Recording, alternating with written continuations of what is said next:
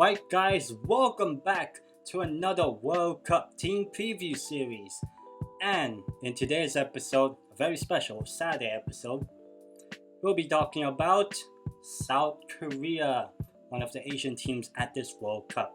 Now, if you like this sort of World Cup team preview series, why not hit the like button on this video and subscribe to the channel and ring the notification bell so that you don't miss any of these World Cup team preview series that'll be coming out over the next few days.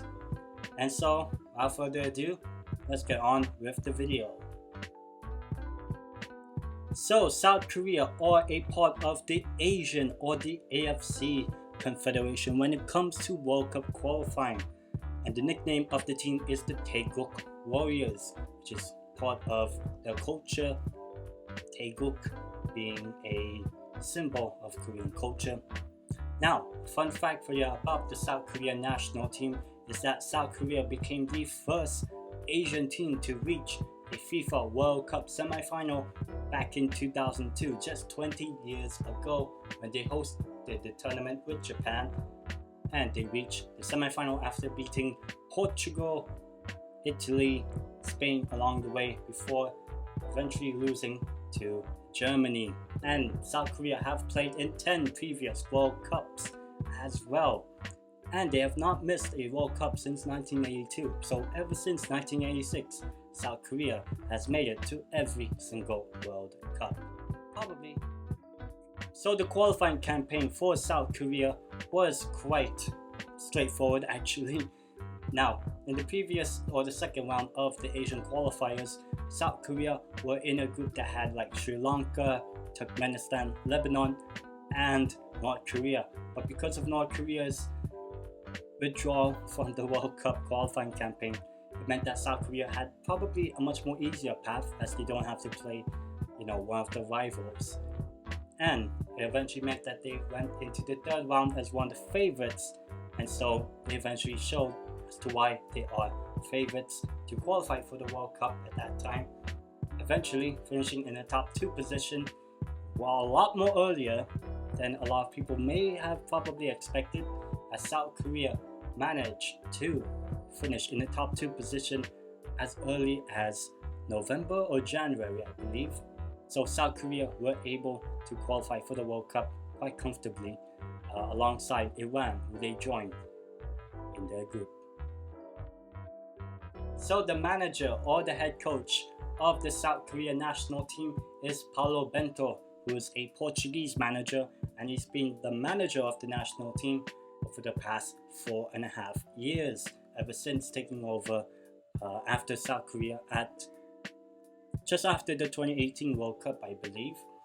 And some of the star players of the South Korea national team include the likes of probably the most obvious name, Son Heung-min, alongside players such as Kim Min-jae, Jung Woo-young, Wang Hee-chan, and Wang Woo-jo, as these are some of the players that South Korea have at their disposal. So the way that South Korea likes to play in sort of their formation is a 4-3-3 formation, in which they have a player, which is obviously Son Heung-min, being the one that will be able to create a lot of the chances and take a lot of the chances for the national team for South Korea. Now, some of the strengths of the South Korea national team is obviously the attacking threat. When they have a player such as Son Heung-min, being the talisman of the team, being able to fire the team very forward, it means that South Korea always have that X factor with them when they need a player like him to step up on the big occasions. Now, another strength of the South Korea national team is their technical play. Now, some of their players aren't really the most strongest in terms of, other teams that they will be coming up against at this World Cup. But South Korea do have a lot of technical players that are able to basically play the ball and be able to supplement and create a lot of opportunities for their players as well when they are attacking. Now, some of the weaknesses of the South Korea national team is their defensive solidity. It's not one of the strongest defense, but with a player like Kim Min-jae, he is hopefully going to be able to add a lot of solidity at the back for the South Korea national team in order to make their defense a lot more sturdy and concede fewer goals at this World Cup. Now, another weakness of the South Korea national team is the injuries. Like a few of these nations, South Korea don't have a lot of depth in their squad, and they don't really have a lot of game changers as well, in which that might be a hindrance in terms of the way that they would like to set up and play. If a player like Sung Hyun-min is out of the team, then South Korea are, in a way, kind of bang average. So they need a player like Sun to really be at their A game. And if a lot of the other players aren't really up to their A game, it means that there's not a lot of depth to really call upon to have those sort of game changers. But hopefully South Korea don't have any of those worries at this World Cup.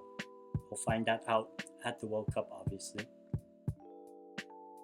So at this upcoming World Cup, South Korea have been drawn into Group H at this upcoming World Cup, and they will begin their campaign on Thursday, the 24th of November, 4 p.m. local time, when they will be up against Uruguay, one of the teams that they might be expected to lose, but hopefully they can come up with a big performance in that game.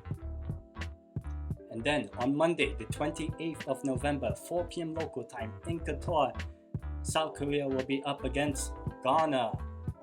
And then on Friday, the 2nd of December, 6 p.m. local time, they will be up against, well, actually, Portugal, who is the manager of the South Korea national team is Portuguese. So there is a little bit of that sort of history with the manager that South Korea have and the Portugal national team. But also South Korea were the team that knocked Portugal out at the last World Cup that was held in Asia in South Korea, where obviously Park Ji-sung scored that winning goal for South Korea that got South Korea into the knockout stage of the 2002 World Cup.